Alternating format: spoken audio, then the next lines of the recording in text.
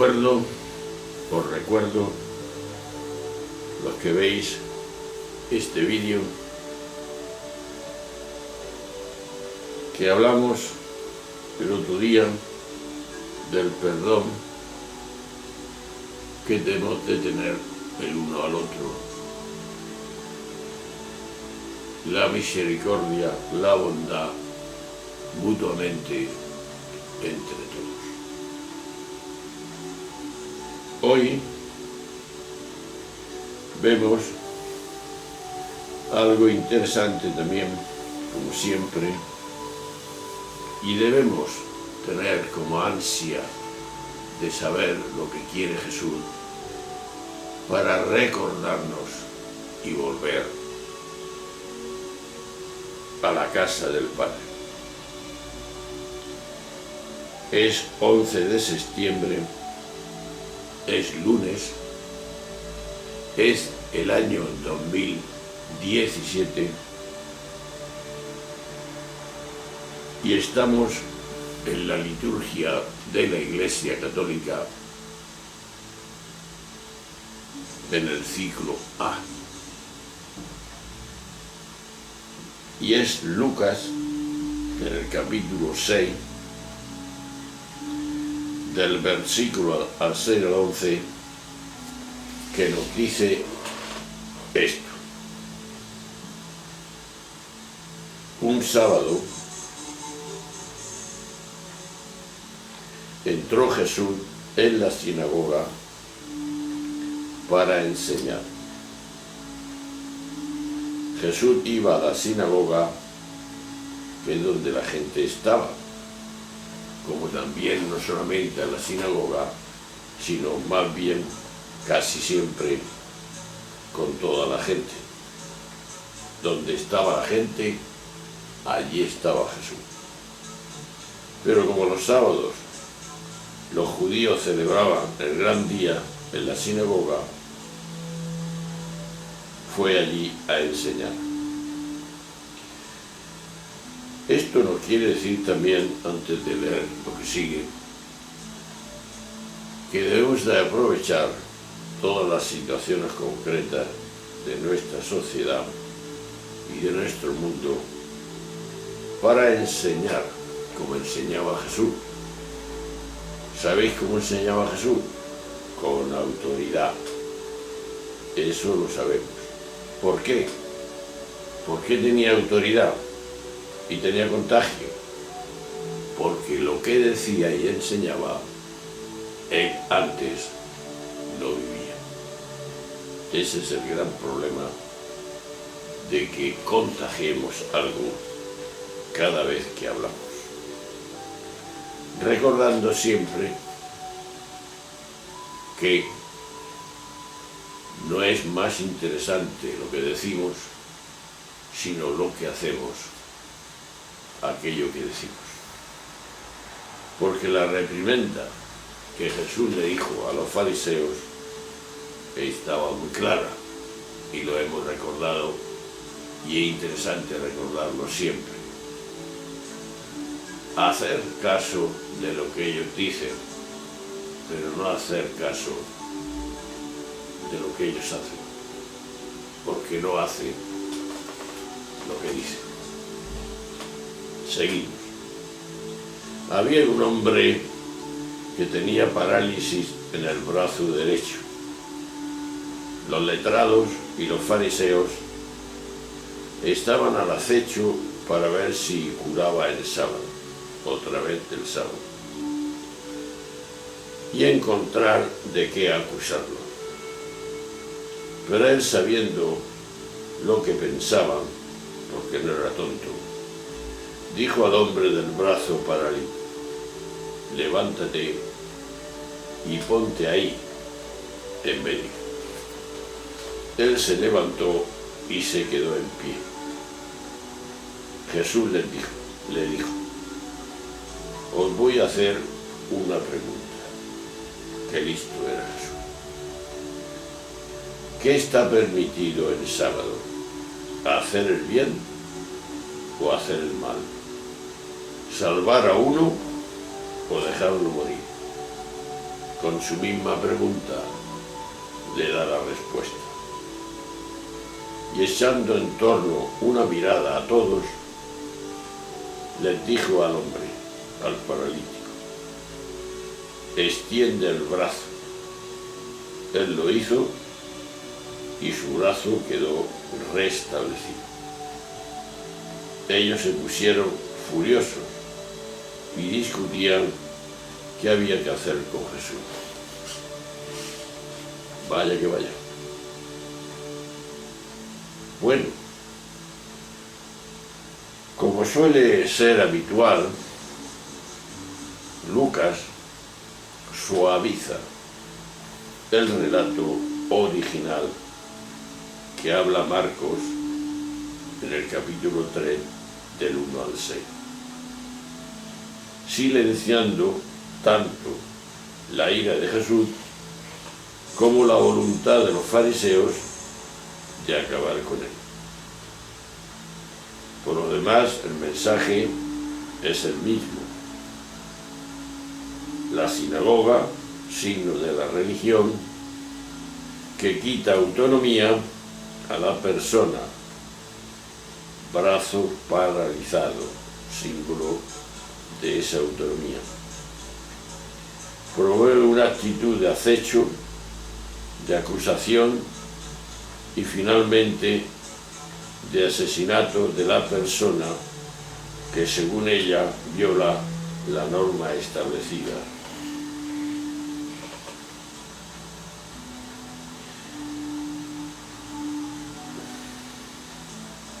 Frente a todo esto, Jesús aparece como el que apuesta por la autonomía del ser humano, con las palabras concretas: levántate, ponte ahí en pie. Y el que plantea el test decisivo para cualquier religión: ¿qué está permitido? ¿Hacer el bien o hacer el mal? El único camino que no yerra es aquel que busca el bien de las personas, no el interés personal de cada uno.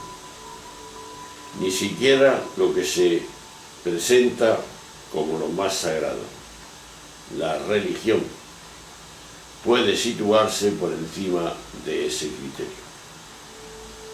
Cuando eso ocurre, la religión se pervierte, se vuelve peligrosa y hace daño a las personas.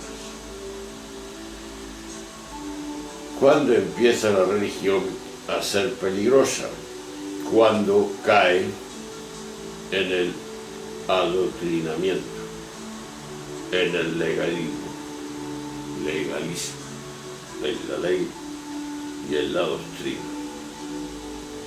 En el primer caso, absolutiza su propia creencia, identificándola con la verdad. Y en el segundo, absolutiza la norma, pretendiendo que refleja la voluntad de Dios. ¡Qué disparate! En ambos casos, todos salen perdiendo, porque aquel supuesto se apoya en un error. Ni la creencia es la verdad, ni la norma es voluntad divina. Así de claro. A través del legalismo, el poder religioso busca fortalecerse porque se erige en guardián de una ley que él mismo ha decretado como inapelable, ya que habría sido proclamada, según ellos, por el propio Dios. Ante tal autoridad o aberración, toda discrepancia queda no solo silenciada, sino radicalmente desautorizada, por lo que ha de ser también perseguida, destruida. De hecho, la persecución y condena de personas que incumplen la norma se hace, y aquí viene la blasfemia, en nombre de Dios. Pues claro, habría que ver dónde está la trampa y dónde está la verdad. ¿Dónde se esconde la trampa? Sería la pregunta en este momento. En pensar a Dios como ente separado y arbitrario en sus decisiones y en atribuir las normas humanas a una autoridad supuestamente divina, como si hubieran caído directamente del cielo. Esto es lo que estamos viendo en nuestra sociedad actual.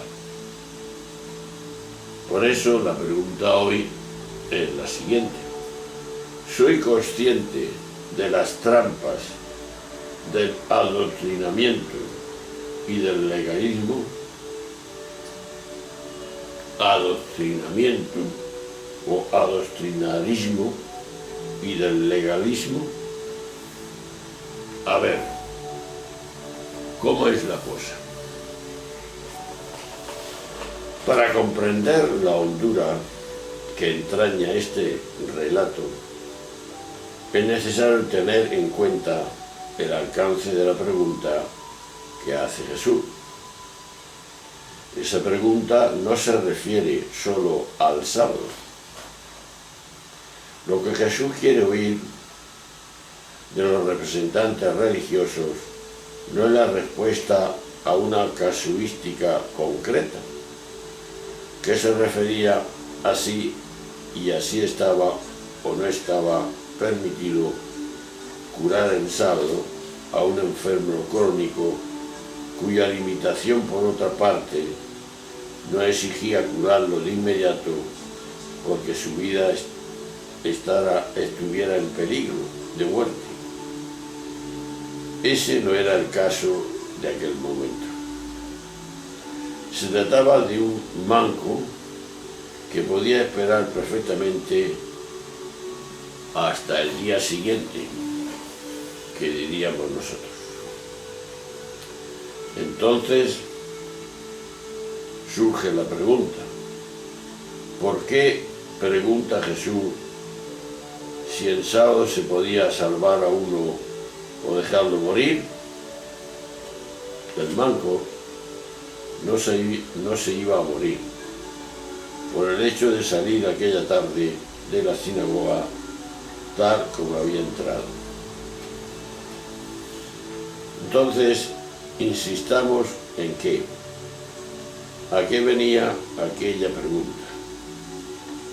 Una pregunta que, por otra parte, que allí tuvo el silencio por respuesta, y lo relata Marcos 3, 4, un silencio además que provocó la ira de Jesús. O sea, allí estaba en juego algo muy serio y a la vez hasta muy grave, a juicio del propio Jesús. Pues surge la pregunta: ¿por qué tanta seriedad y hasta gravedad en un asunto a primera vista sin demasiada importancia?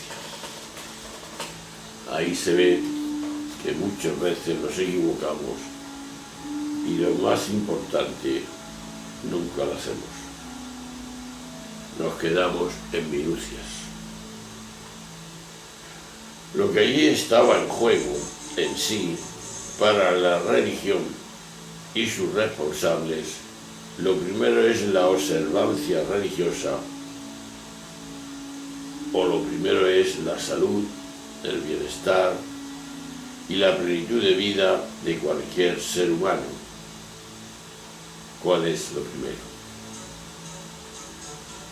Pues está claro que, planteado el problema en tales términos, lo que está fuera de duda es, primero, para los responsables religiosos, lo primero es la sumisión a las observancias religiosas, incluso cuando se trata de las observancias resultantes de la casuística de los juristas y de los leguleños de la ley. Para Jesús, lo primero de todo en la vida es la salud y el bienestar de las personas, por más que eso pueda producir en no pocos casos que los hombres de religión se opongan y se ponen furiosos o se inflamen de cólera insensata, y hasta lleguen a planear cómo quitarle la vida al que les quita a ellos su poder indiscutible y su prestigio incuestionable.